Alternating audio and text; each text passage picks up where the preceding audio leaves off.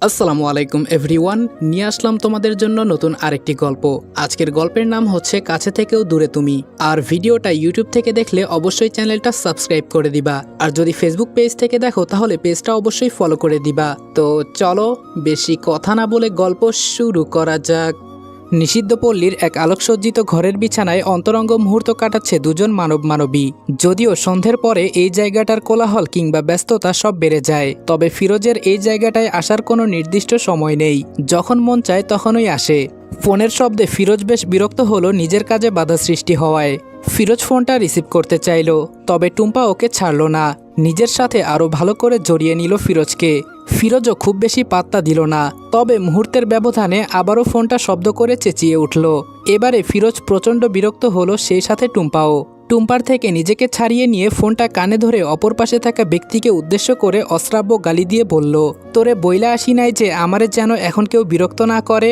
ছেলেটা বোধ হয় একটু থতমত খেলো, তবে যেহেতু এখন কল করে ফেলেছে, কেন কল করেছে সেই কারণটা না বলে তো ফোন রাখা যাবে না। তবে প্রথমে ক্ষমা চাইতে হবে নিজের অপরাধের জন্য। ছেলেটা বলল, ক্ষমা করবেন ভাই, আসলে একখান খবর দেওয়ার জন্য আপনারে ফোন করছিলাম। ফিরোজ বলল, কি খবর? ছেলেটা বলল, ভাই বাজারে আরজু ভাবি আসছে। মুহূর্তের মাঝে ফিরোজের অভিব্যক্তি বদলালো। নিজের উন্মুক্ত বুকের উপরে মাথা রাখা টুম্পাকে সরিয়ে দিল। উঠে বসে তাড়াহুড়ো কণ্ঠে ছেলেটাকে উদ্দেশ্য করে বলল, 10 মিনিট দ্বারা আমি আসছি। ফিরোজ তাড়াহুড়ো করে ফোনটা রেখে গায়ে টি শার্টটা জড়ালো। হঠাৎ করে ফিরোজের এত তাড়াহুড়ো টুম্পার মনে অনেক প্রশ্নের সৃষ্টি করলো। এই তো একটু আগে এসে বলল আজ নাকি হাতে অনেক সময় নিয়ে এসেছে, যাওয়ার কোনো তাড়াহুড়ো নেই, তবে এখন এত তাড়া কিসের? প্রশ্নাত্মক গলায় জিজ্ঞেস করলো, কোথায় যাচ্ছ তুমি? আর কে কল করেছিল? ফিরোজ ব্যস্ত গলায় বলল, দলের একটা ছেলে কল করেছিল, আরজু এসেছে বাজারে। আরজু নামটা শুনতেই টুম্পার বুকের ভেতরটা কেমন যেন মোচড় দিয়ে উঠল। টুম্পা জানে ওর কষ্ট হওয়া উচিত না, কিন্তু তারপরও কষ্ট হলো। টুম্পা বলল, আরজু এসেছে এজন্য এভাবে আমাকে ফেলে চলে যাচ্ছ? ফিরোজ বলল, এটা তো আজকে নতুন না যে আরজুর জন্য তোমায় আমি ফেলে রেখে যাচ্ছি। পুরনো কথায় এত কষ্ট পাওয়ার কিছুই নেই। টুম্পা বিছানার এক কোণায় পড়ে থাকা শাড়িটা কোনো রকমে গায়ে জড়ালো। বিছানা থেকে নেমে ফিরোজের মুখোমুখি দাঁড়ালো। ফিরোজ ততক্ষণে বেরিয়ে পড়ার জন্য একেবারে তৈরি, যাওয়ার জন্য পা বাড়ালো। তবে টুম্পা ফিরোজের পথ আটকালে ফিরোজ বেশ বিরক্ত হয়। ফিরোজ বলল, কি সমস্যা, আটকাচ্ছ কেন? টুম্পা হাতের আজলায় ফিরোজের মুখটা নিল। চোখে মুখে তার কত আকুতি ফিরোজকে যেতে না দেবার জন্য, কত কষ্ট হচ্ছে ফিরোজ ওকে ফেলে রেখে যাচ্ছে এজন্য। দু চোখ ছলছল করছে টুম্পার, তবে সেসব কিছু ফিরোজের উপর প্রভাব ফেলতে পারল বলে মনে হয় না। বরং সে বিরক্তিকর গলায় বলল, আমার দেরি হয়ে যাচ্ছে, ছাড়ো আমাকে। টুম্পা কাঁদো কাঁদো গলায় বলল, তুমি না আমায় বলতে ফিরোজ তুমি আমাকে ভালোবাসো? তুমি না বলতে যে আমার ছোঁয়া পেলে তোমার সব দুঃখ কষ্ট দুশ্চিন্তা দূর হয়ে যায়? তুমি না আমায় বলতে আমায় কাছে পেলে তোমার পাগলামো বেড়ে যায়? তাহলে আজ কেন আমায় ফেলে চলে যাচ্ছ ওই মেয়েটার কাছে যে তোমাকে ঘৃণা ছাড়া আর কিছুই দিতে পারে না? ফিরোজ বলল, তোকে ভালোবাসি সেটা ঠিক আছে, কিন্তু তার মানে এটা নয় যে আর কাউকে ভালোবাসা যাবে না। ফিরোজের সম্বোধন তুমি থেকে তুইতে চলে এসেছে, যা টুম্পাকে অনেকটা হাসালো। নিজের গুরুত্ব ঠিক কতটা কম সেটা টুম্পা আরও একবার বুঝল। তাচ্ছিল্য হেসে বলল, একসাথে দুজনকে ভালোবাসা যায়? আমি তো কখনো আর কাউকে ভালোবাসতে পারলাম না। কত খদ্দের তো আসে আমার রূপে, তারা নিজেদের সবকিছু বিলিয়ে দিতে প্রস্তুত। কই, আমি তো কখনো তাদের কাউকে আপন করি না তুমি ছাড়া। কথাটা বলার সাথে সাথে ফিরোজ টুম্পার চোয়াল চেপে ধরে দাঁতে দাঁত পিষে বলল, খবরদার, যদি আর কখনো তোর মুখে অন্য কাউকে ভালোবাসার কথা আমি শুনেছি। ভুলে গিয়েছিস অন্য কেউ তোর গায়ে হাত দিয়েছিল, এজন্য তোর আর তার কি অবস্থা করেছিলাম। কান খুলে একটা কথা শুনে রাখ, আজকে যে ভুলটা করলি ছেড়ে দিলাম, এরপরে যেন আর কখনো এই ভুলটা না হয়। আমার জিনিসের উপর যে নজর দেবে ওর চোখ আমি উপড়ে ফেলবো।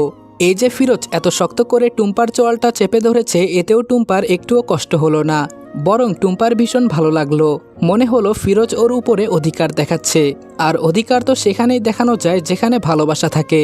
তবে যদি টুম্পাকে ভালোবাসে ফিরোজ, তবে আরজুর কাছে বারবার কেন ছুটে যায়? টুম্পার গাল বেয়ে কয়েক ফোঁটা অশ্রু গড়িয়ে পড়ল। টুম্পার কান্না দেখে ফিরোজ ওর চোয়ালটা ছেড়ে দিল। টুম্পার যেন এটা আরও ভালো লাগলো, তবে টুম্পার চোখের জল ফিরোজকে একটু হলেও দুর্বল করতে পারে।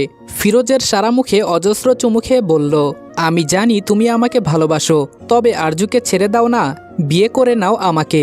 আমাকে এই অন্ধকার জীবন থেকে মুক্তি দাও। তুমি তো চাইলেই পারো, বলো, আমরা দুজন সংসার করি, চলো না? আমারও একটা সংসার হোক, এই অন্ধকার জগতের বাহিরে আমারও একটা ঘর হোক, আমিও একটু ভালোবাসা পাই তোমার থেকে। ফিরোজ গম্ভীর গলায় বলল, ছাড় আমাকে। টুম্পা ছাড়ল না, আরও শক্ত করে জড়িয়ে ধরল। এবারে তার আকুতি আর কান্নার বেগ দুইটাই বাড়ল। হাউমাউ করে কেঁদে উঠে বলল, আমাকে ছেড়ে যেও না ফিরোজ।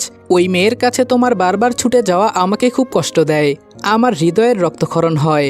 মনে হয় কেউ বারবার ছুরি দিয়ে সামনে আঘাত করে যাচ্ছে ওখানটায়। আমি তো তোমাকে ভালোবেসে ফেলেছি, তোমার ভাগ আমি কাউকে দিতে পারবো না। তুমি আরজুকে ভুলে যাও, আমাকে বিয়ে করে নাও, আমরা দুজন সংসার করব। ফিরোজ এবার নিজের রাগকে কোনোভাবেই কন্ট্রোল করতে পারল না। টুম্পাকে নিজের থেকে ছাড়িয়ে ছুঁড়ে মারল বিছানার উপরে। টুম্পা হুমড়ি খেয়ে বিছানার উপরে পড়ল। হাঁটুতে একটু ব্যথাও পেল। পেছনে দাঁড়ানো ফিরোজ তাচ্ছিল্য ভরা কণ্ঠে বলল, তুই হলি পতিতা। তোদেরকে শুধু কয়েক মুহূর্তের আনন্দের জন্য বিছানাতেই মানায়, সংসারে না। তোরা হলি শুধুমাত্র মনোরঞ্জনের জন্য, আর সংসার করার জন্য আরজুদের দরকার। ভুলেও আর কখনো আরজুর জায়গা নেওয়ার চেষ্টা করবি না। তোর জায়গা এখানে, কেবল আমার শরীরে, তাও আমি যতদিন চাইব। আর আরজুর জায়গা আমার মনে, আমার ঘরে, আমার পুরো জীবনে। বুঝতে পেরেছিস? কথাগুলো বলে ফিরোজ চলে গেল। টুম্পা বিছানার উপরে কান্নায় ভেঙে পড়ল। অদ্ভুত জীবন টুম্পার, চার দেয়ালের মাঝে বন্দি, এই অন্ধকার জগতের মাঝে বন্দি। যে পুরুষটা নিজেদের আনন্দের জন্য ওদের কাছে আসে, সেই পুরুষরাই সম্মান দেয় না। নিজেদের প্রয়োজন শেষ হলে এভাবেই ঠিক ছুঁড়ে মারে, অমানুষের মতন আচরণ করে। অথচ ঠিক তেমনই একটা মানুষকে ভালোবেসে ফেলেছে টুম্পা। টুম্পা জানে ওই মানুষটাকে ভালোবাসা ওর জন্য অন্যায় হয়েছে, কিন্তু কি করবে, না ভালোবেসে তো থাকতে পারেনি। মানুষটা নিজের ভালোবাসার সরল স্বীকারোক্তি দিয়েছিল টুম্পাকে। টুম্পার গায়ে অন্য কারো ছোঁয়া লেগেছিল, এজন্য মানুষটা সহ্য করতে না পেরে কতই না ঝামেলা করলো। এত অবহেলা অবজ্ঞার মাঝে যখন ওই মানুষটার থেকে এক টুকরো ভালোবাসা পেল, একটু যত্ন পেল, তখন যে টুম্পা ওকে ভালোবাসতে বাধ্য হয়েছিল। তখন তো আর টুম্পা বোঝেনি সেই ভালোবাসাটুকু শুধুমাত্র ওই ঘরের বিছানায় সীমাবদ্ধ। টুম্পার ভালোবাসা কখনো সংসারে পরিণত হতে পারবে না। অপরদিকে আরজু বলল, ফিরোজ পথ ছাড় আমার, না হলে কিন্তু খুব খারাপ হবে বলে দিচ্ছি। আরজুর কথার প্রেক্ষিতে ফিরোজের মাঝে বিশেষ কোনো হেলদোল দেখা গেল না, আর না সে নিজের জায়গা থেকে নড়ল। বেশ স্বাভাবিকভাবেই বলল, শহরে গিয়ে কি নতুন কাউকে জুটিয়েছিস নাকি আরজু? আমার কথা বুঝি আজকাল মনে পড়ে না? আরজু কাটকাট গলায় বলল, তোর কথা আমার কোনোদিনও মনে পড়তো না ফিরোজ। আর আমি কাউকে জুটিয়েছি নাকি না জুটিয়েছি সেটা আমার ব্যক্তিগত ব্যাপার। তোকে এর মাঝে নাক গলানোর অধিকার আমি দেইনি।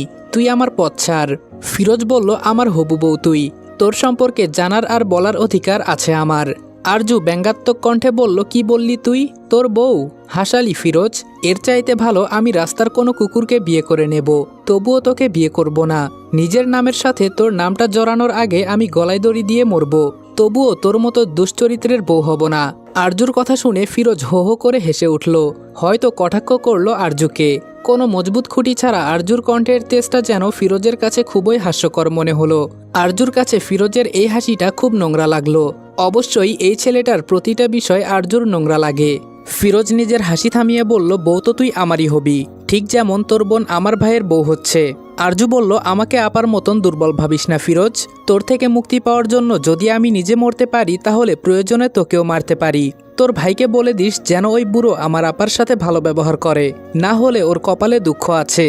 ফিরোজ বলল, আমাকে মারলে তোর কি মনে হয় তোর ভাই তোকে ছাড়বে? দুইবার জেল থেকে ছাড়িয়ে এনেছি ওকে, ওর পেছনে এত এত টাকা ঢালছি কি এমনি?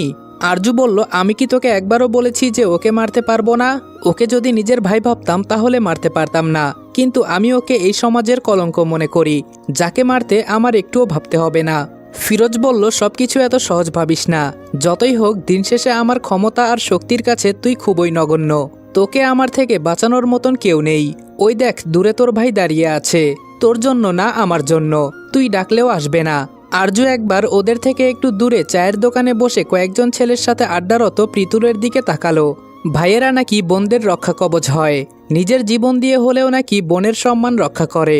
আর আরজুর ভাই নিজেই ওর বোনের সম্মান নষ্টের জন্য দায়ী। পৃথুলের দিকে দৃষ্টি রেখে আরজু শান্ত কণ্ঠে বলল, কে বলেছে ও আমার ভাই? ও শুধু আমার বাবা মায়ের ছেলে, আমার ভাই না। ভাই হওয়ার যোগ্যতা ওর নেই। কথাটা বলে আরজু চলে যেতে নিলে পেছন থেকে ফিরোজ ওর হাত টেনে ধরল। ফিরোজের ছোঁয়া অনুভব করতেই আরজুর যেন নিজের শরীরের উপর ঘৃণা জন্মালো। হাতটা ছাড়ানোর চেষ্টা করলো, তবে ফিরোজের শক্তির সাথে ঠিক পেরে উঠল না। আরজু বলল, হাত ছাড় ফিরোজ। ফিরোজের অভিব্যক্তি বদলেছে, চোখে মুখে তার লেপ্টে আছে এক অদ্ভুত মুগ্ধতা, আরজুর প্রতি মুগ্ধতা। হাতের বাঁধন তার শক্ত হলেও কণ্ঠটা ভীষণ নরম শোনালো এবার। ফিরোজ বলল, স্বেচ্ছায় আমার হয়ে যা আরজু, খোদার কসম ভালো হয়ে যাব, তুই যা বলবি তাই শুনবো। তুই আমায় ভালোবেসে কাছে টানলে এই ফিরোজ তোর পায়ের কাছে বসে থাকবে। আরজুর মাঝে বিশেষ কোনো পরিবর্তন দেখা গেল না। তাচ্ছিল্য ভরা গলায় বলল, তোর মতন জানোয়ারের জায়গা এমনিতেই পায়ের কাছেই হয়। আমিও তোকে বলেছি, খোদার কসম তুই আমাকে নিজের বউ হিসেবে কখনোই পরিচয় করাতে পারবি না। ফিরোজ এবারে আরজুর হাতটা ছেড়ে দিল, শব্দ করে হেসে উঠল। এই মুহূর্তে ফিরোজের হাসিটা আরজুর কাছে স্বাভাবিক লাগলো না। ফিরোজ হাসতে হাসতেই আরজুকে বলল, তুই আমাকে ভালো হতে দিলি না, তোকে বললাম আমার হয়ে যা, সব ছেড়ে দেব। আমি জানি আমি কতটা নিকৃষ্ট, কিন্তু তোকে আমি ভালোবাসি। তুই শুধরে দিবি না তো আমায়? ঠিক আছে, তবে তোকে আমায় এই রূপেই গ্রহণ করতে হবে। মিলিয়ে নিস আমার কথা। আরজু বাসায় গিয়ে ওর মাকে বলল, বিয়ে দেওয়ার জন্য তোমরা ওই 40 বছরের বুড়োকেই খুঁজে পেলে মা? ওর বউ ওকে ছেড়ে গেছে, ওর একটা বাচ্চা আছে, আর কাউকে খুঁজে পেলে না তোমরা? আরজুর এতগুলো কথার প্রেক্ষিতে ওর মা নাসিমা শান্ত কণ্ঠে বলল, তোমার বোন এমন কোনো ভালো কাজ করেনি যে ওর জন্য এর থেকেও ভালো পাত্র খুঁজে পাবো। আর এই ছেলের মাঝে তো আমি কোনো দোষ খুঁজে পাচ্ছি না। আরজু তাচ্ছিল্য ভরা কণ্ঠে বলল, খুঁজে পাবে কি করে? তোমাদের ঘাড় থেকে বোঝা নামিয়ে ফেলতে পারছো, এটাই তো তোমাদের জন্য যথেষ্ট। মেয়ের বিয়ে দিতে পারলেই বেঁচে যাও, কিন্তু আদৌ সেখানে সে ভালো থাকবে কিনা এই নিয়ে কোনো মাথা ব্যথা নেই তোমাদের মাঝে। এর থেকে তো জন্মের পর একেবারে গলা টিপে মেরে ফেলতে পারতে মা। কথাটা বলার সাথে সাথে নাসিমা ঘুরে ওর গালে ঠাস করে একটা চর বসালো। মেয়ের দিকে অগ্নিদৃষ্টি নিক্ষেপ করে ঝাঁঝালো কণ্ঠে বলল, কিছু বলি না এজন্য দিন দিন তোমার সাহস বেড়ে যাচ্ছে। তোমাদেরকে জন্ম দিয়েছি আমি, এত কষ্ট করে মানুষ করেছি, এর জন্য আমার প্রতি কৃতজ্ঞ থাকো। আরজু বলল, জন্ম যখন দিয়েছিলে তাহলে আমাদেরকে মানুষ করা তোমার কর্তব্য ছিল। অবশ্য মানুষ তো করতে পেরেছ আমাকে আর আপাকে, ছেলেকে তো কুলাঙ্গার বানিয়েছ। তবুও ওই জানোয়ারের প্রতি তোমাদের ভালোবাসা কমে না। কথাটা বলার মাঝেই আরজু ব্যথায় মৃদু আর্তনাদ করল। পেছন থেকে কেউ একজন খুব শক্ত করে আরজুর চুলের মুঠিটা ধরেছে। ঘাড় ঘুরিয়ে তাকাতেই নিজের বড় ভাই পৃথুলকে দেখতে পেল, যে কিনা কটমটে দৃষ্টিতে ওর দিকে তাকিয়ে আছে। আরজু ব্যথাতুর কণ্ঠে বলে উঠল, ভাইয়া ছাড়ো, লাগছে আমার। পৃথুল বলল, লাগার জন্যই তো ধরেছি। আমি কুলাঙ্গার তো তুই নিজে কি? শহরে গিয়ে 2-4টা ইংরেজি শিখে নিজেকে খুব বড় মনে করা শুরু করেছিস তাই না? সত্যি করে বলতো কি করিস তুই ওখানে? বাড়ি থেকে তো টাকা নিস না, তাহলে নিজের খরচ চালাস কি করে? পৃথুলের করা নোংরা ইঙ্গিতে আরজুর গা ঘিনঘিন করে উঠল। ভাবতে লজ্জা লাগে যে এই নোংরা মস্তিষ্কের মানুষটা ওর নিজের মায়ের পেটের ভাই। এদিকে নাসিমা ছেলেকে ইশারা করতে অগত্যা পৃথুলের আরজুকে ছাড়তে হলো। ছাড়া পেয়ে আরজু ঘুরে দাঁড়িয়ে বলল, নিজে কষ্ট করে উপার্জন করে সেই টাকা দিয়ে নিজের খরচ চালাই, এছাড়া তো আর কোনো উপায় নেই আমার কাছে। আর ভুলে যেও না আমি টাকা নেই না, কারণ এই বাড়ি থেকে আমাকে কোনো টাকা দেওয়া হয় না। পৃথুল বলল, তোর জেদ মেটানোর জন্য অযথা আমরা টাকা নষ্ট করতে যাব কেন? কতবার করে বললাম যে ফিরোজকে বিয়ে করে নে, কিন্তু না, ভালো তো তোর সহ্য হবে না। শহরে গিয়ে ছেলেদের সাথে ঢলাঢলি করবি সেটাই তোর পছন্দ। আরজু বলল, খবরদার ভাইয়া, আমার চরিত্রের উপরে আঙ্গুল তুলতে আসবে না। তুমি নিজে চরিত্রহীন, এজন্য সবাইকে তোমার মতন ভাবো তাই না? আর ফিরোজের সাথে বিয়ে দিয়ে আমার ভালো করতে চেয়েছিলে, ও তো তোমার মতনই বখাটে বেকার অমানুষ চরিত্রহীন। এটাই আমার ভালো করার নমুনা। পৃথুল নাসিমাকে বলল, ওকে চুপ করতে বলো মা, এবার কিন্তু আমার হাত উঠে যাবে। আরজু ছলছল নয়নে নিজের মায়ের দিকে তাকালো, ধীর কণ্ঠে বলল, তোমার সামনে আমাকে এত বাজে বাজে কথা বলছে, তারপরেও তুমি ওকে কিছু বলবে না মা? একটুও কি ভালোবাসো না আমায় তুমি? নাসিমা গম্ভীর কণ্ঠে বলল, সে তো তুমিও নিজের বড় ভাইকে কম বাজে কথা শোনাওনি। এখন আর এই নিয়ে কোনো কথা হোক আমি চাই না, চুপচাপ ঘরে যাও। পৃথুল বাবা তুমিও যাও। পৃথুল ঘরে চলে গেল। আরজু দুহাতে নিজের চোখের জল মুছে নাসিমাকে উদ্দেশ্য করে বলল, জন্ম তুমি আমাদের 3জনকেই দিয়েছ, কিন্তু মা হয়ে উঠতে পেরেছ শুধুমাত্র নিজের ছেলের। হনহন করে নিজের রুমে ঢুকে ঠাস করে দরজাটা লাগিয়ে দিল আরজু। বিছানায় আর বসল না, সোজা বারান্দায় প্রার্থনার কাছে গেল। গ্রিল ধরে দাঁড়িয়ে আকাশপানে তাকিয়ে আছে প্রার্থনা। দেখে মনে হচ্ছে খুব গভীর ভাবনায় নিমগ্ন সে। আরজুর কর্কশ কণ্ঠে তার ভাবনার মাঝে ছেদ ঘটল। আরজু বলল, এভাবে চুপচাপ দাঁড়িয়ে থেকে কিছুই হবে না। এই বিয়েটা করে কি প্রমাণ করতে চাইছো আপা? তুমি বাবা মায়ের খুব বাধ্য মেয়ে, কোনো লাভ নেই এসব করে, শুধু তোমার জীবনটা শেষ হয়ে যাবে। প্রার্থনা মলিন হেসে আরজুর দিকে তাকালো। চোখে মুখে তার অসহায়ত্বের ছাপ স্পষ্ট ফুটে উঠেছে। মলিন কণ্ঠে আরজুকে বলল, আমার জীবন শেষ হওয়ার কি বাকি আছে? একবার আমাকে ভালো করে দেখে বলতো, তোর কি মনে হচ্ছে যে আমি বেঁচে আছি? জীবন তো লাশের মতন লাগছে না আমায়? আরজুর দু চোখ ছলছল করে উঠল। জড়ানো কণ্ঠে বলল, এই বিয়েটা তোমায় করতে হবে না আপা, তুমি আমার সাথে ঢাকায় চলো।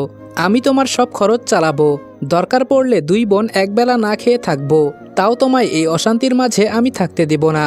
প্রার্থনা আরজুর গালে হাত রেখে বলল, তুই যে ছোট হয়ে নিজের বড় বোনের দায়িত্ব নিতে চেয়েছিস, এটাই আমার কাছে অনেক। কিন্তু আমি তোর মাথার উপর এত বড় একটা দায়িত্ব চাপিয়ে দিতে পারবো না। বিয়েটা আমায় করতেই হবে। আরজু বলল, কেন এমন করছো আপা? আচ্ছা ঠিক আছে, আমি তোমাকে টিউশনের ব্যবস্থা করে দেব। তুমি নিজের খরচ নিজেই চালাবে। বাড়িতে কাউকে কিছু জানাবো না। আজ রাতে দুজন পালিয়ে ঢাকা চলে যাব। আর আপত্তি করো না আপা। প্রার্থনা দুহাতে জড়িয়ে ধরল আরজুকে। এই বাড়িতে হয়তো একটা মাত্র মানুষই প্রার্থনার কথা ভেবেছে, বাকিরা কেউ ভাবেনি। অবশ্য যেখানে নিজের মাই ভাবছে না, অন্যদের থেকে আশা করাটাই ভুল। প্রার্থনা বলল, এমনিতেই আমার জন্য বাবার অনেক সম্মানহানি হয়েছে। অনেক কষ্টে একটা বিয়ে ঠিক করেছে, না হলে কেউ তো আমায় বিয়ে করতেই চাইছিল না। আমি চাই না আমার জন্য আর নতুন কোনো অশান্তি হোক। ভালোবেসে এমনিতে আমি মৃতপ্রায়। এবার না হয় শুধু আয়োজন করে আমার সমাধির ব্যবস্থা করা হবে। আরজু বলল, তার মানে তুমি আমার সাথে যাবে না, তাই তো? প্রার্থনা বলল, আমার জীবনে নতুন করে শুরু করার মতন আর কিছুই অবশিষ্ট নেই। তাহলে কিসের আশায় যাব তোর সাথে? তুই আমার চিন্তা বাদ দে, নিজের জীবনের চিন্তা কর। আমি চাই না আরু আমার জীবনের মতন তোর জীবনটাও শেষ হয়ে যাক। তোর জীবনের এত সংগ্রাম, এত কষ্ট সব যে তাহলে ব্যর্থ হয়ে যাবে রে। আর তোর সাথে এই ব্যর্থ শব্দটা একদমই মানানসই না। আরজু বলল, আমি তোমায় বলেছিলাম আপা, ভালোবাসা বলতে কিছুই নেই। সব 2-4 দিনের মোহ। মোহ কেটে গেছে আর তোমাকে একা রেখে চলে গেছে। ভালোবাসা মানে ধ্বংসের শুরু। আর ঠিক এই ভুলটার জন্য আজ তোমার এত কষ্ট। প্রার্থনা স্মিত হেসে বলল, যদি সত্যিই ভালোবাসা বলতে কিছু না থাকতো, তাহলে তো আজ আমিও তাকে ভুলে অন্য পুরুষকে আপন করে নিতাম। শুধু মোহ কি আর এতদিন থাকে? ভালোবাসা আছে, এজন্যই আমি আজও সেই মানুষটাকে ঘৃণা করতে পারি না। ভালোবাসা আছে, এজন্যই আমি আজও তার দেওয়া ফুল যত্ন করে ডায়েরির ভাঁজে রেখে দিয়েছি। ভালোবাসা আছে, এজন্য আজও তার কথা মনে করে মাঝরাতে আমার ঘুম ভেঙে যায়। দেখ না, ভালোবাসা আছে, এজন্যই আমি এখনও তার কথা ভাবছি আর হাসছি। আরজুর চোখ মুখে কাঠিন্যতার ছাপ ফুটে উঠল। কণ্ঠে একরাশ ঘৃণা সমেত বলল, ভালোবাসার অস্তিত্ব যদি এতটাই স্পষ্ট হয়, তাহলে কোথায় হারিয়ে গেল তোমার সেই প্রেমিক? যদি ভালোবাসা থেকেও থাকে, তাহলে এমন ভালোবাসাকে আমি ঘৃণা করি, যা কেবল কষ্টই দিতে জানে। শীতের সকাল, বাহিরে কুয়াশায় কিছু পরিষ্কারভাবে দেখা যাচ্ছে না। খোলা জানালা দিয়ে বাড়ির পাশের ফুলের গাছগুলো থেকে হালকা মিষ্টি সুবাস ভেসে আসছে। ঘড়িতে তখন সকাল 8:15। এমনি দিনে গ্রামের বাড়িতে এই সময়টাকেই অনেক বেলা মনে হয়, কিন্তু আজকে তেমন কোলাহলের শব্দ পাওয়া যাচ্ছে না। এর অবশ্য দুটো কারণ আছে। আজকে শুক্রবার, বাড়ির কর্তাদের কাজে যাওয়ার ঝামেলা নেই, ফলে গৃহিণীদেরও আর সকাল সকাল রান্নাবান্না শেষ করে তাদের কর্তাদের খাবার পরিবেশনের তাড়া নেই। তার উপর আবার ঠান্ডা, যে যার ঘরে হয়তো কম্বল মুড়ি দিয়ে ঘুমাচ্ছে। বাহিরে থেকে মায়ের ডাকে ঘুম ভেঙে গেল আরমানের। অনিচ্ছা সত্ত্বেও গায়ের কম্বলটা সরিয়ে আড়মোড়া ভেঙে উঠে বসল। জানালা দিয়ে বাহিরের পরিবেশটা দেখতেই আরমানের মনটা ফুরফুরে হয়ে উঠল। সঙ্গে সঙ্গে শীতল বাতাসে আরমানের গা শিউরে উঠল। তৎক্ষণাৎ আবার কম্বলটা তুলে গায়ে জড়ালো। শীতকাল আরমানের বেশ পছন্দ, তবে আজকাল কেন যেন তার শীতকালের থেকেও বর্ষাকাল একটু বেশি ভালো লাগছে। বর্ষার বৃষ্টির কথা ভাবলেই মস্তিষ্কে কিছু দৃশ্য ভেসে ওঠে। ফিরে যেতে ইচ্ছে করে আবার ঠিক সেই মুহূর্তটাতে, আর ইচ্ছে করে সময়কে থামিয়ে দিয়ে একদৃষ্টিতে সেই নাম না জানা রমণীর দিকে তাকিয়ে থাকতে। আরমান কম্বল মুড়ি দিয়ে আবারও শুয়ে পড়ল। তবে এবার উদ্দেশ্য ঘুমানো নয়, বরং কাউকে মনে করা। অতীত এক বন্ধুর আবদারে একটা পার্কে এসেছে আরমান। সচরাচর এদিকে তার আসা হয় না, কিন্তু আজকে নিজের বেস্ট ফ্রেন্ডের অনুরোধে তাকে আসতেই হয়েছে। একটা ব্রেঞ্চের উপর বসে আছে আরমান, কিন্তু সেই ছেলের দেখা নেই, ফোনটাও ধরছে না। এদিকে আকাশের অবস্থাও ভালো না, যে কোনো সময় ধরণীতে বৃষ্টি নামবে। গাছপালাগুলো খুশিতে মেতে উঠেছে, বাতাসের কারণে ধুলো উঠছে। এরই মাঝে আরমান খেয়াল করলো 2-1 ফোঁটা করে বৃষ্টি পড়াও ইতোমধ্যে শুরু হয়ে গিয়েছে। আর বেশিক্ষণ বসে থাকলে আরমানকে আজকে কাকবেজা হয়ে বাড়িতে ফিরতে হবে। সেটা আন্দাজ করতেই উঠে দাঁড়ালো যাওয়ার জন্য।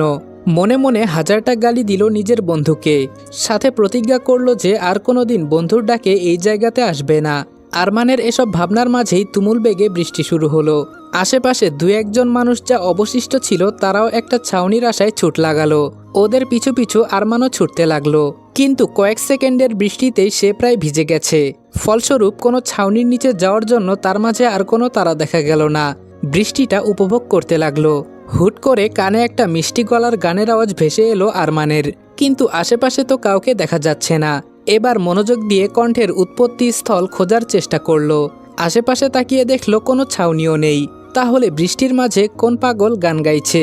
ব্যাপারটা জানার জন্য ভীষণ কৌতূহল তৈরি হলো আরমানের মনে, কিন্তু এখন আর গানের আওয়াজ পাওয়া যাচ্ছে না।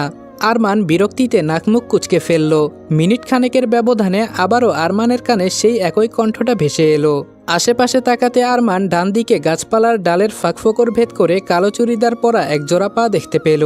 লম্বা একটা সারি ধরে পার্কের সৌন্দর্য বাড়ানোর জন্য বিভিন্ন ফুলের গাছ লাগানো হয়েছে, ফলে গাছগুলো ভেদ করে রমণীকে দেখতে পেল না আরমান। সেগুলোকে পাশ কাটিয়ে অপর পাশে গেল। এদিকটাতে যে দোলনা আছে সেসব আরমানের জানা ছিল না। অবশ্য জানবেই বা কি করে, আজকেই তো প্রথম এসেছে এখানে। কিন্তু এখন মনে হচ্ছে প্রায়ই কারো খোঁজে আসতে হবে। কালো সালোয়ার কামিজ পরে একটা মেয়ে দোলনায় বসে একাই দোল খাচ্ছে। দোলনার গতি কমে গেলে নিজেই আবার কষ্ট করে গতি বাড়ানোর চেষ্টা করছে। আপন মনে গান গাইছে সে। চুলগুলো ভিজে চুপচুপে হয়ে গেছে। কপালে পড়ে থাকা চুল বেয়ে টুপটুপ করে পানি পড়ছে। গায়ের রং ফর্সাও না আবার কালোও না, ঠিক শ্যামলাও বলা চলে না। তবে দেখে মনে হচ্ছে একটু যত্ন নিলে তাকে ফর্সাদের তালিকায় রাখা যায়।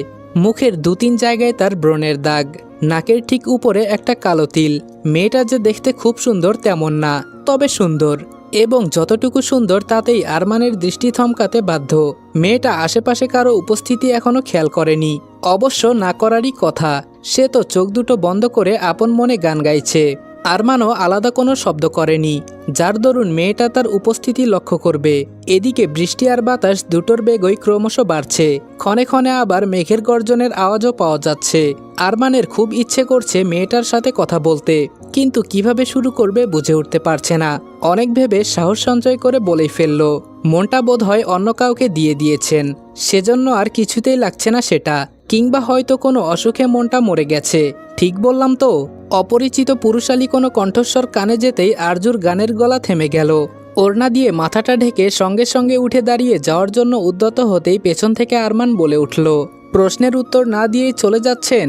আরজু ফিরে তাকালো না, গম্ভীর কণ্ঠে বলল, আমার মনের খবর জানাতে পারি এমন পরিচিত কিংবা গুরুত্বপূর্ণ মানুষ আপনি নন। তবে এতটুকু বলতে হচ্ছে, আপনার আগমন না ঘটলে আমার মনটা সত্যি ভালো হয়ে উঠত। আরমান বলল, শুকরিয়া করুন যে আমার আগমন ঘটেছে। আশেপাশে তাকিয়ে দেখেছেন একবার যে আদৌ কেউ আছে কিনা? এই পুরো জায়গাটা খালি। এসব জায়গা একটা মেয়ের জন্য নিরাপদ না। আরজু বলল, আমার প্রতিদিনের বিশ্রামের জায়গা এটা। আশপাশটার সম্পর্কে ধারণা আছে আমার। খারাপ কিছু কখনো খেয়াল করিনি কিংবা শুনিনি। আরমান বলল, বিপদ কিন্তু বলে আসে না। আরজু বলল, যেমন আপনি? আরজুর এমন প্রশ্নে আরমান থতমত খেল। মেয়েটা একটু বেশি স্পষ্ট কথা বলে। আরমান বলল, আমাকে আপনার বিপদ মনে হচ্ছে? আরজু বলল, হতেও তো পারেন। আরমান বলল, তাহলে কি আপনাকে সাবধান করতাম আমি? আরজু বলল, হয়তো ভালো সাজতে চাইছেন। আরমান বলল, কিন্তু এমনটা আমি কেন করতে চাইব? আরজু বলল, যে কারণে আগ বাড়িয়ে আমার সাথে কথা বলতে এসেছেন সেই কারণে। আরমান বুঝল এই মেয়ের সাথে সে যুক্তিতে পেরে উঠবে না। অগত্যা অন্য প্রসঙ্গে গিয়ে বলল, আপনার নামটা কি জানতে পারি? আরজু স্বাভাবিক কণ্ঠে বলল, না। আল্লাহ হাফেজ। কথাটা বলে আরজু আর সেখানে এক মুহূর্তও দাঁড়ালো না। চোখের পলকেই সে চলে গেল। আরমান যেন এখনো একটা ঘোরের মাঝে আছে। মেয়েটা বড্ড ঠাস ঠাস করে প্রতিটা কথার উত্তর দিয়ে দেয়। এতগুলো কথা বলল, অথচ একটাবারের জন্য আরমানের মুখের দিকে তাকালো না। কোনো আগ্রহই নেই। তবে এত কিছুর মাঝে একটা কাজের কাজ হয়েছে, আর তা হলো আরমান জানতে পেরেছে যে আরজু প্রতিদিন এখানে আসে। এখন মনে হচ্ছে আরমানকেও নিয়ম করে এই জায়গায় আসতে হবে। বর্তমান পুরনো কথাগুলো ভাবতে ভাবতেই আবারও ঘুমিয়ে পড়েছিল আরমান। আর এবার বাহিরে থেকে মায়ের ডাকের পাশাপাশি দরজায় জোরে জোরে করাঘাতের আওয়াজও হলো। এত জোরে আওয়াজ কানে যেতেই আরমান ধরফরিয়ে উঠে বসল। কয়েক সেকেন্ডের জন্য তার মস্তিষ্ক কাজ করা বন্ধ করে দিল। স্বাভাবিক হতেই তড়িঘড়ি করে বিছানা থেকে উঠে গিয়ে দরজাটা খুলে দিল। দরজা খুলতেই আমেনা বেগম মৃদু রাগী কণ্ঠে বললেন, সেই কখন থেকে ডাকছি তোকে খাওয়ার জন্য। এত বেলা অবধি কিসের ঘুম? খাওয়ার টেবিলে তোর বাবা অপেক্ষা করছে তোর জন্য, তাড়াতাড়ি আয়। কথাটা বলে আমেনা বেগম চলে গেলেন। তিনি যেমন ঝড়ের গতিতে এসেছিলেন ঠিক তেমনই ঝড়ের গতিতেই চলে গেলেন। আরমান আর কিছু না ভেবে হাত মুখ ধুয়ে খাবার টেবিলে যেতে লাগলো। অপরদিকে আরজু খাবারের টেবিলে বসে বলল, কাল সকালের বাসে আমি চট্টগ্রামে ফিরে যাব। ডাইনিং টেবিলে আরজু কথাটা বলতেই বেশ বড়সড় একটা বিস্ফোরণ ঘটার মতো পরিস্থিতি তৈরি হলো। প্রার্থনা ভয়ার্ত দৃষ্টিতে মোমেন সাহেবের দিকে তাকালেন, যিনি রক্তচক্ষু নিয়ে আরজুর দিকে তাকিয়ে আছেন, অথচ মেয়েটার সেসবে কোনো মাথা ব্যথা নেই, চুপচাপ আপন মনে খেয়ে যাচ্ছে। প্রার্থনা বুঝল আজ আবারও একটা অশান্তি হবে। প্রার্থনার ভাবনার মাঝে মোমেন সাহেব গম্ভীর কণ্ঠে আরজুকে বলল, 1 সপ্তাহ পর তোমার বোনের বিয়ে, সেটা তুমি জানো না? আরজু খেতে খেতেই স্বাভাবিক কণ্ঠে বলল, না জানার কিছুই নেই। মোমেন সাহেব বললেন, তারপরও যাওয়ার কথা বলছো কোন আক্কেলে? আরজু এবার খাওয়া ছেড়ে নিজের বাবার দিকে তাকালো। দৃষ্টি তার অত্যন্ত শান্ত এবং স্বাভাবিক। আরজু বলল, বিয়েটা আপার, আমার থাকা না থাকাতে কিছু যায় আসে না। মোমেন সাহেব বললেন, বড় বোনের বিয়েতে ছোট বোন কেন নেই? এই নিয়ে পাত্রপক্ষের লোকজন প্রশ্ন করলে কি উত্তর দেব আমরা? আরজু নির্বাক ভঙ্গিতে বলল, ওদের কথার কিংবা ভাবনার এত গুরুত্ব আমার কাছে নেই। তারপরও যদি আপনার মান সম্মানে খুব বেশি আঘাত লাগে তাহলে বরং বলে দেবেন, প্রার্থনার ছোট বোন মারা গেছে। ব্যাস, কথা আর ভাবনা দুটোই শেষ। আরজু কথাটা বলে উঠে চলে যেতে নিলে মোমেন সাহেব পুনরায় প্রশ্ন করে উঠল, চট্টগ্রাম ফেরার এত কিসের তাড়া তোমার? কি এমন কাজ করো, নাকি কেউ অপেক্ষায় আছে? আরজু মোমেন সাহেবের প্রশ্নের উত্তর দেওয়ার আগে পৃথুল বলে উঠল, বোঝো না বাবা কিসের এত তারা? পেট চালাতে হবে তো, তারই ব্যবস্থা করতে হবে।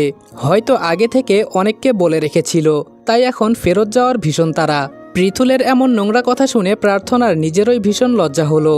অনেক সাহস সঞ্চয় করে পৃথুলকে বলল, নিজের বোনের সম্বন্ধে কথা বলার আগে একটু তো ভেবে বলবে ভাইয়া। যা জানো না অযথা সেটা নিয়ে কথা কেন বলছো? ওর পরিশ্রমের প্রতি নোংরা ইঙ্গিত করা ছেড়ে দাও। প্রার্থনার কথাটা শেষ হতে না হতেই পৃথুলের হিংস্র কণ্ঠ ওকে থামিয়ে দিল। অগ্নিদৃষ্টি নিক্ষেপ করে বলল, তোর মতন নষ্টা মেয়ের মুখে এসব কথা শুনলে আমার বমি পায়। প্রেমিকের সাথে ফুর্তি করতে গিয়ে ধরা খেয়ে এসে আবার নীতিবাক্য ঝাড়ছে। লজ্জায় অপমানে প্রার্থনার দুচোখ দিয়ে জল গড়িয়ে পড়ল।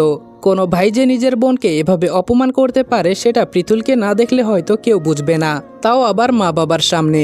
তার থেকেও বেশি অবাক করা কথা হলো, নিজের মা বাবা ছেলেকে শাসন না করে চুপচাপ মেয়েকে অপমানিত হতে দেখছে। প্রার্থনা কান্নাজড়িত কণ্ঠে বলল, আমি নোংরা কিছুই করিনি। কথাটা বলার সাথে সাথে পৃথুল প্রার্থনার দিকে তেড়ে এসে ওকে মারতে উদ্যত হলো। সাথে সাথেই আরজু টেবিলের উপর থেকে একটা স্টিলের গ্লাস নিয়ে পৃথুলের দিকে ছুঁড়ে মারল।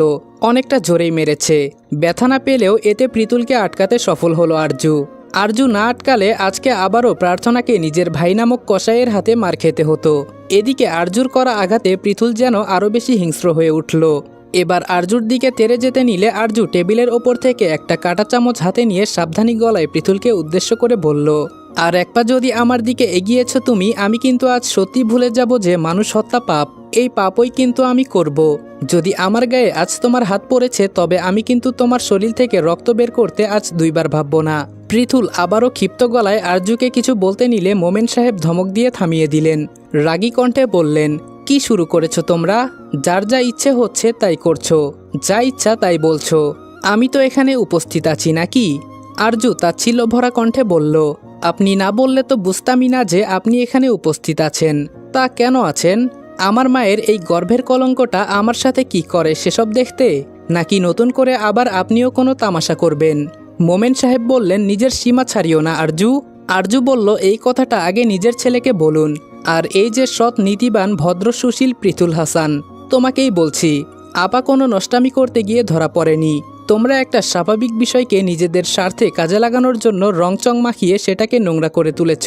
তুমি নিজে যখন নষ্টামি করো তখন তোমার এসব বমি বমি ভাব কোথায় যায়? তুমি যখন অন্যের বউকে ভাগিয়ে নিয়ে আসো তখন এসব মনে হয় না?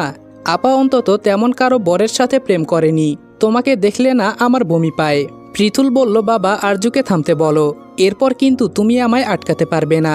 আমি কিন্তু ওকে খুন করে ফেলবো। আরজু হেসে বলল, তবে মনে রেখো আমিও খুনির বোন হব। দুজনের শরীরে একই রক্ত বইছে, একই বাপের ছেলে মেয়ে আমরা। তুমি এর আগে কতগুলো খুন করেছ জানি না, তবে জেনে রাখো আমার হাতের প্রথম খুন তুমি হবে। নাসিমা বুঝলেন যে পরিস্থিতি হাতের বাহিরে বেরিয়ে যাচ্ছে, এরপর যে কোনো অঘটন ঘটে যেতে পারে। আরজুকে 2-4টে কথা শুনিয়ে জোর করে তিনি পৃথুলকে নিয়ে ঘরে চলে গেলেন। যাওয়ার আগে পৃথুল যেন চোখের ইশারায় আরজুকে শাসিয়ে গেল, ওর থেকে যেন সাবধানে থাকতে বলল। আরজু কিছুক্ষণ নিষ্পলক দৃষ্টিতে মোমেন সাহেবের দিকে তাকিয়ে থাকলো। কেন যে আরজু এই মানুষটার কাছে আশা করে যে উনি আরজুর পাশে দাঁড়াবে, কে জানে। আজ অবধি তো কখনোই কোনো বিষয়ে সমর্থন করেনি আরজুকে, তারপরেও আশা করে হয়তো বাবা বলে। আরজুর ভাবনার মাঝেই মোমেন সাহেব গম্ভীর কণ্ঠে বলে উঠল, কালকে চট্টগ্রাম যাওয়া হচ্ছে না তোমার। আগে তোমার বোনের বিয়েটা হয়ে যাক, তারপরে যেখানে ইচ্ছে যেও। তখন জাহান্নামে গেলেও আমার আফসোস থাকবে না। আরজু বলল, জাহান্নামেই তো আছি, আবার কোন জাহান্নামে যেতে বলছেন? এর থেকেও আরও কষ্টে থাকা যায় এমন কোনো জায়গা আছে এটা আমি জানতাম না। খোদা তো তার বান্দাদের দিয়ে দুনিয়াতেই জাহান্নাম দেখিয়ে দিল, আর কত শাস্তি পাবো? মোমেন সাহেব বললেন, প্রার্থনার বিয়ে না হওয়া অবধি তুমি যাবে না কোথাও। আরজু বলল, চোখের সামনে 40 বছরের বুড়োর সাথে আবার বিয়ে আমি দেখতে পারবো না। অন্যের জীবন নষ্ট হতে দেখতে আপনারা খুব পছন্দ করেন, তাহলে বরং ওটা আপনারাই দেখুন। আমি একটা রক্তে মাংসে গড়া মানুষ, আমার মাঝে একটু হলেও মনুষ্যত্ব আছে, তাই এসব আমি সহ্য করতে পারবো না। আমি যখন বলেছি যাব, তার মানে যাবই। কথাটা বলে আরজু চলে যেতে নিলে পেছন থেকে মোমেন সাহেব হুঁশিয়ারি দিয়ে বলল, মনে রেখো, কাল যদি তুমি আমার কথা অমান্য করে বাড়ির বাহিরে পা রেখেছ, তাহলে কিন্তু আর কোনো দিন এই বাড়িতে পা রাখতে পারবে না। এই বাড়ির দরজা তোমার জন্য চিরদিনের মতো বন্ধ হয়ে যাবে। যা করবে ভেবেচিন্তে করো। আরজু পেছন ফিরে তাকিয়ে হাস্যোজ্জ্বল মুখে বলল, আলহামদুলিল্লাহ। ওই যে একটা কথা আছে না, ছিটকিনি দরজার দুই পাশেই থাকে। মনে রাখবেন, আমিও ঠিক সেটাই করব। বছরে 2-1 বার আসতাম আপার জন্য, সেই আপাই যদি না থাকে এমনিতেও আর এই জাহান্নামে আসবো না। আমার আপা হচ্ছে মরুভূমির বুকে ফোটা এক পবিত্র ফুল। অত দূর থেকে মাঝে মাঝে ওর আবদারে ওকে সতেজ করতে আসতাম, কিন্তু এখন তো আপনারা সেই ফুলটাকে উপড়ে ফেলছেন। কিসের খোঁজে আমি আসবো তাহলে? কথাটা বলে আরজু সেখান থেকে চলে গেল, পিছু পিছু প্রার্থনাও চলে গেল। মোমেন সাহেব ওর যাওয়ার পথে কটমট দৃষ্টিতে তাকিয়ে থাকলেন শুধু। এই মেয়ের কথা আর যুক্তির সাথে তিনি কোনোদিনও পেরে উঠতে পারেননি, আর নিজের এই পরাজয়ই হয়তো আরজুর প্রতি ওনার রাগের সবথেকে বড় কারণ। মেয়েদের কাছে হেরে যাওয়া মানে যে পুরুষত্বের প্রশ্ন ওঠা, যা ভীষণই অসম্মানজনক। প্রার্থনা বলল, তুই সত্যি আমার বিয়েতে থাকবি না আরু? প্রার্থনার প্রশ্নে আরজু গম্ভীর গলায় নির্বিকার ভঙ্গিতে বলল, বিয়ে কেন বলছো? বলো তোমার জানাজায় আমি থাকবো কি না? প্রার্থনা একটা দীর্ঘশ্বাস ছেড়ে বলল, বেশ, তোর কথাই মেনে নিলাম। তা আমার জানাজায় থাকবি না তুই? আরজু বলল, আমার আপার জানাজায় থাকতে পারবো না আমি, আমাকে ক্ষমা করে দিও তুমি। প্রার্থনা বলল, তুই না বলতি যে আমার বিয়েতে তুই নিজের হাতে সাজিয়ে দিবি আমায়? প্রার্থনার এই কথার প্রেক্ষিতে আরজু থমকালো। নিজেদের জীবন নিয়ে তাদের কত আশা ছিল, কত স্বপ্ন ছিল, সময়ের বিবর্তনে আজকে সব শেষ। আরজুকে চুপ করে থাকতে দেখে প্রার্থনা পুনরায় বলল, সাজাবি না তোর আপাকে? আরজু তাচ্ছিল্য ভরা কণ্ঠে বলল, বিয়ের জন্য সাজাতে চেয়েছিলাম আপা, তোমার জানাজার জন্য না। নিজের হাতে সাজিয়ে গুছিয়ে তোমাকে কবরে পাঠাবো, এতটা সাহসী তোমার আরু এখনো হয়নি। বাবা মা ভাইয়ের সাথে তর্ক করতে পারি, ঢাকা শহরে একা থাকতে পারি, অনেক রাতে বাড়ি ফিরতে পারি, কেউ বাঁকা চোখে তাকালে তার চোখ উপড়ে ফেলতেও পারি, কিন্তু তোমাকে সাজাতে পারবো না আমি। কথাটা বলে আরজু আবারও নিজের কাজে মনোযোগ দিল। প্রার্থনা আনমনে কিছু একটা ভেবে আরজুকে প্রশ্ন করল, তুই তো বিশ্বাস করিস আরু যে আমি কোনো নোংরামি করিনি, তাই না? আরজুর কাজের হাতটা থেমে গেল, শীতল দৃষ্টিতে প্রার্থনার দিকে তাকালো। আরজু বলল, বিশ্বাস না করলে কি তখন ওভাবে প্রতিবাদ করতাম আপা? প্রার্থনা বলল, তাহলে এই নিয়ে কিছু শুনতে চাইলি না কেন?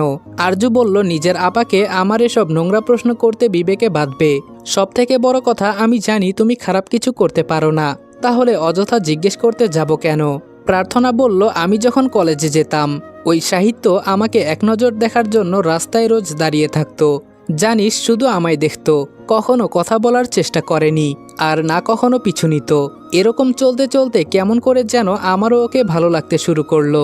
ঝড় বৃষ্টি কিছু মানতাম না, আমি ছাতা নিয়ে কলেজে যেতাম, আর ও বৃষ্টির মাঝে দাঁড়িয়ে থাকতো আমাকে দেখার জন্য। আরজু বলল, মানুষ কত তাড়াতাড়ি বদলে যায়, তাই না আপা? একসময় সে তোমাকে দেখার জন্য কত কষ্ট করেছে, আর এখন তুমি তার প্রতীক্ষায় কত প্রহরী না কাটাচ্ছ, অথচ সে ভীতুদের মতন তোমাকে ছেড়ে পালিয়ে গেছে। একবারও ভাবলো না যে এই ঘটনার পর তোমার কি অবস্থা হতে পারে? এটাই ভালোবাসা, তাই না আপা? আরজুর শেষের বাক্যে ভালোবাসা শব্দটার প্রতি প্রকাশ পেল তাচ্ছিল্য আর একরাশ ঘৃণা। ভালোবাসা শব্দটাকে যেন সে বিশ্বাসই করতে পারে না। তার জীবনে সবথেকে ঘৃণিত শব্দ ভালোবাসা।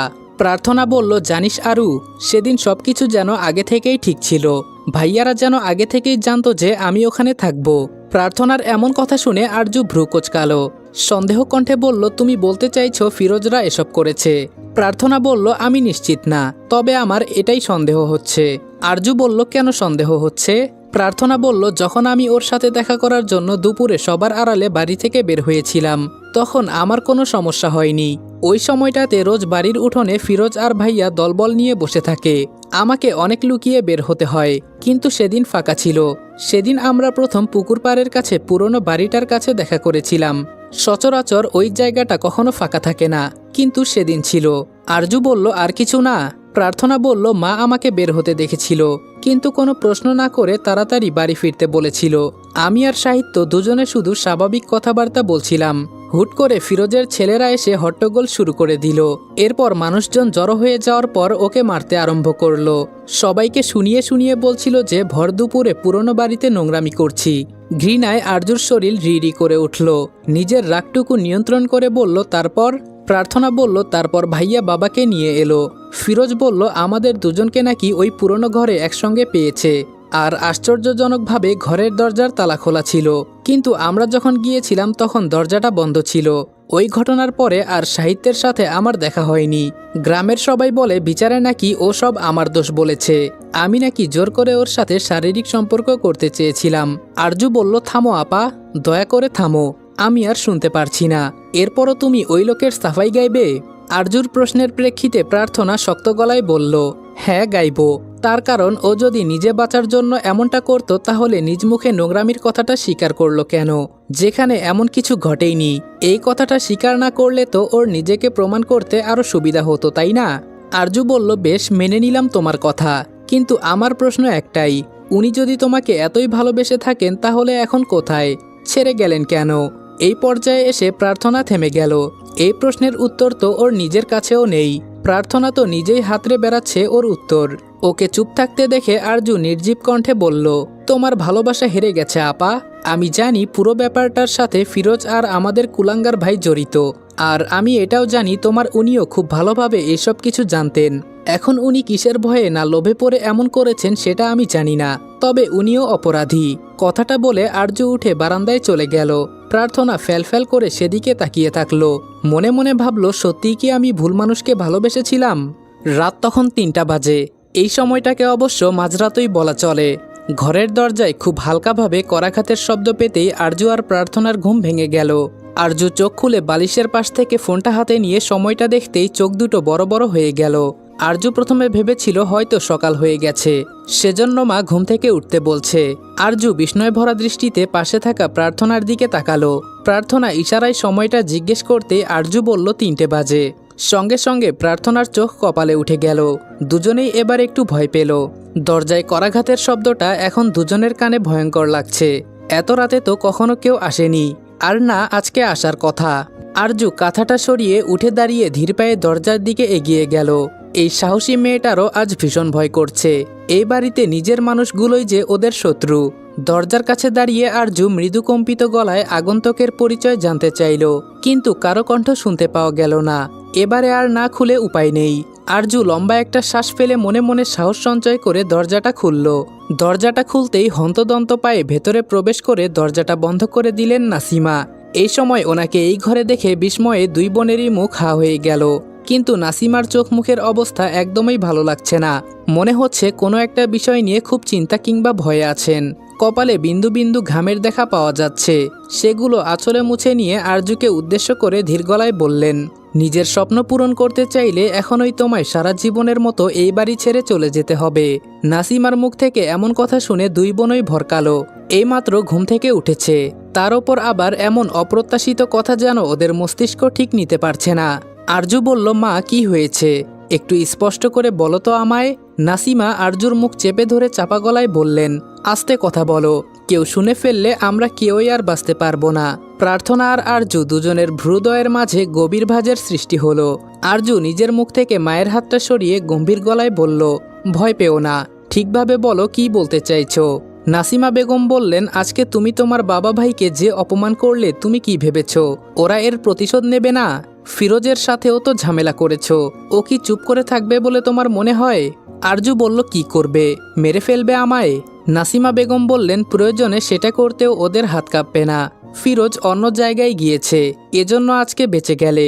ও বলেছে কাল সকাল 10টার মাঝে আসবে, তারপর প্রার্থনার বিয়ের আগে তোমার আর ফিরোজের বিয়ে দেবে ওরা।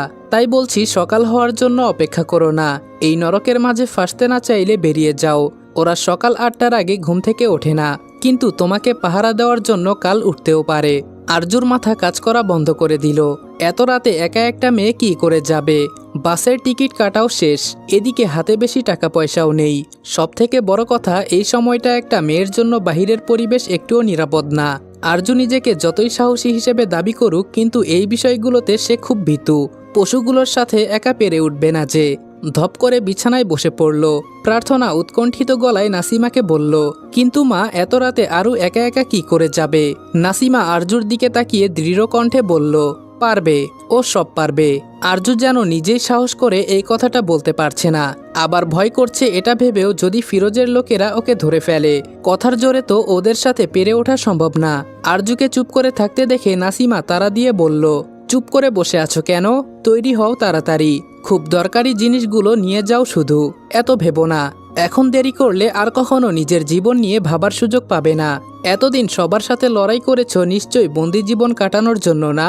সত্যি তো, আরজু তো এই বন্দি জীবন কাটানোর জন্য এতদিন এত সংগ্রাম করেনি। আরজু তো একটু বাঁচতে চেয়েছে স্বাধীনভাবে। ও তো এতটা দুর্বল না, যা হবে দেখা যাবে, কোনো না কোনো পথ ঠিক পেয়ে যাবে।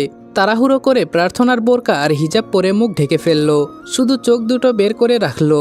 আসার সময় যে ব্যাগ নিয়ে এসেছিল সেটাও নিল না, হাত ব্যাগেই দরকারি কয়েকটা জিনিস আর টাকাগুলো তুলে নিল। এসবের মাঝে আচমকা আরজুর মনে একটা প্রশ্ন এলো, নাসিমা কেন সাহায্য করলো ওকে? নেকাবটা খুলে নাসিমার দিকে সন্দেহ দৃষ্টি নিক্ষেপ করে প্রশ্ন করল, তুমি আমাকে সাহায্য করছো কেন মা? ধরতে গেলে তুমিও তো ওদের দলেরই লোক। নাসিমা বলল, এখন এসব কথা বলার সময় না। আমি কার দলের লোক সেসব এখন ভেবে তোমার কোনো লাভ নেই। ভালোর জন্য বলছি, তাড়াতাড়ি পালাও। আমি তোমার বাবা আর ভাইয়ের ঘরের দরজা বাইরে থেকে বন্ধ করে দিয়ে এসেছি, মেইন গেটও খোলা রেখেছি। কোনো রকম কোনো শব্দ না করে চুপচাপ বেরিয়ে যাও। আর নাম্বার বদলাবে, দরকার পড়লে ঠিকানাও বদলাবে। কখনো যদি গ্রাম থেকে আমি কিংবা প্রার্থনা তোমার খোঁজ করি, জানতে চাই তুমি কোথায় আছো, তাও নিজের আসল ঠিকানা কখনো বলবে না। বলা যায় না, হয়তো ওরা আমাদের ভয় দেখিয়ে তোমার খোঁজ করতে চাইলো। আর যদি কখনো এমন পরিস্থিতির সম্মুখীন হও যে ওরা তোমায় বলেছে যে তুমি ফেরত না এলে আমার কিংবা প্রার্থনার কিছু করে দেবে, তাও ফিরবে না। ওরা শুধু ভয় দেখাতেই জানে, বাদবাকি কিছু করতে পারবে না। আরজু বলল, আমি তোমায় বিশ্বাস করতে পারছি না মা। আজ অবধি কখনো কোনো বিষয়ে তুমি আমায় সাপোর্ট করনি, সব সময় আমার সব কাজে বিরোধিতা করেছো। তুমি তো ভালোই বাসো না আমাদের, তাহলে কেন আমায় সাহায্য করছো? নাসিমা নিষ্প্রাণ দৃষ্টিতে মেয়ের দিকে তাকিয়ে বলল, আমি যদি তোমাদের প্রতি নিজের ভালোবাসা দেখাতে চাইতাম তাহলে এতদিনে তোমরা টিকতে পারতে না। সাহায্য তো তোমাকে আমি অনেক করেছি, কিন্তু সবটাই লুকিয়ে লুকিয়ে। আরজু বলল, আমি তাও তোমায় বিশ্বাস করতে পারছি না। সত্যি করে বলো মা, তুমি আমায় সাহায্য করতে চাইছো তো? এজন্য আবার নতুন করে কোনো বিপদে পড়ব না তো আমি? নাসিমা মেয়ের মাথায় হাত রেখে বললেন, তোমায় জন্ম দিয়েছি আমি, এর জন্য অনেক কষ্ট করতে হয়েছে আমায়। প্রার্থনা হওয়ার পরেই তোমার বাবা ভীষণ রাগারাগি করেছিল, ওনার মেয়ে পছন্দ না। বংশে যত ছেলে হবে তত ওনার ক্ষমতা বাড়বে। মেয়েদেরকে বিয়ে দিলে তো ওরা পরের ঘরে চলে যাবে।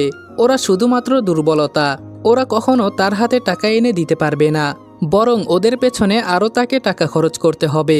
এক কবিরাজ আছে, তাকে তোমার বাবা খুব মানে। তুমি আমার পেটে আসার পর উনি দেখে বলেছিলেন যে এবারও আমার মেয়ে হবে।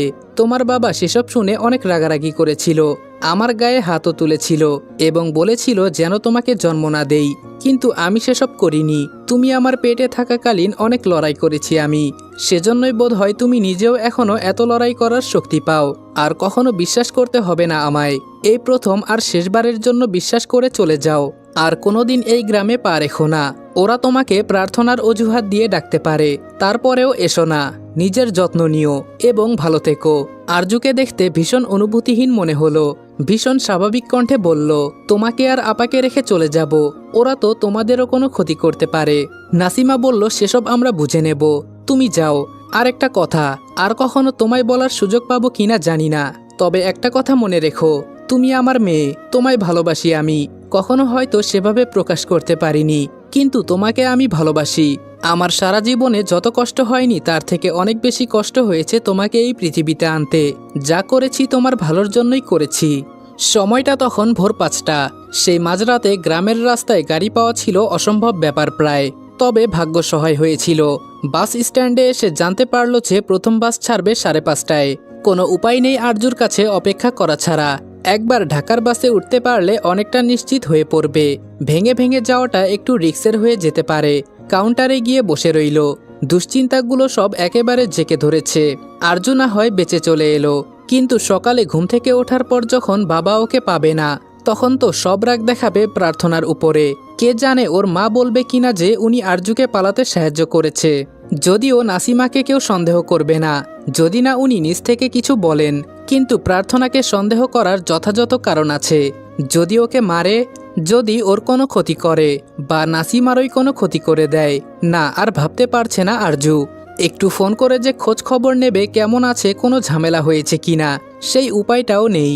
হাত ঘড়িতে সময় দেখলো 5:20। একটু আগেই বাস এসে গেছে। অনেক যাত্রী উঠেও পড়েছে। আরজু বাসে ওঠার আগে ভাবলো 1 বোতল পানি কিনে নেওয়া দরকার। কাউন্টারের পাশেই একটা দোকান খোলা পেল। ভাবলো ওই দোকান থেকে পানি নেওয়া যাবে। দোকানে যেতে নিয়ে হুট করে থেমে গেল আরজু। তাড়াহুড়ো করে পেছনে ঘুরে তাকালো। খেয়াল করলো হৃৎপিণ্ডের গতি কয়েকগুণ বেড়ে গেছে। ফিরোজ এখানে কি করছে? নাসিমার কথা অনুযায়ী ফিরোজ তো শহরের বাইরে ছিল। তাহলে এত সকাল সকাল তার ওপরে বাস স্ট্যান্ডে কি করছে? তাহলে কি ওরা সব জেনে গেছে? আরজুকে কি ধরতে এসেছে? ওর কি আর পালানো হবে না? এতগুলো বছরের এত সংগ্রাম কি তবে সব মিথ্যে হয়ে গেল? আরজু জোরে জোরে কয়েকটা নিঃশ্বাস ফেলে নিজেকে স্বাভাবিক করার চেষ্টা করলো। খুব স্বাভাবিক গতিতে গিয়ে বাসে উঠল। টিকিটে সিট নাম্বারটা দেখে বেছে বেছে নিজের সিটটাতে গিয়ে বসে জানালাটা বন্ধ করে দিল। এখান থেকে ফিরোজকে দেখা যাচ্ছে, তবে ওকে দেখে মনে হচ্ছে না যে আরজুর খোঁজে এখানে এসেছে। বেশ স্বাভাবিক দেখাচ্ছে। সিগারেট খাচ্ছে আর নিজের চামচাদের সাথে কথাবার্তা বলছে। আরজু একটু নিশ্চিত হলো। আবারও হাত ঘড়িতে সময় দেখে নিল। এখন 25 বাজে। বাসটা ছাড়লে যেন আরজু প্রাণ ফিরে পায়। এই কয়েকটা মিনিটই আর যেতে চাইছে না। মনে হচ্ছে কয়েক ঘন্টা পেরিয়ে যাচ্ছে, তবুও বাস ছাড়ছে না। অবশেষে বাসটা ছাড়লো। ফিরোজ এখনো দোকানে দাঁড়িয়ে আছে। বাসটা ধীরে ধীরে চলতে শুরু করলো এবং খুব তাড়াতাড়ি ফিরোজ দৃষ্টিসীমানার বাহিরে চলে গেল। একটা স্বস্তির নিঃশ্বাস ফেললো আরজু। এই যাত্রায় অন্তত বেঁচে গেছে। পরে কি হবে সে না হয় পরে দেখা যাবে।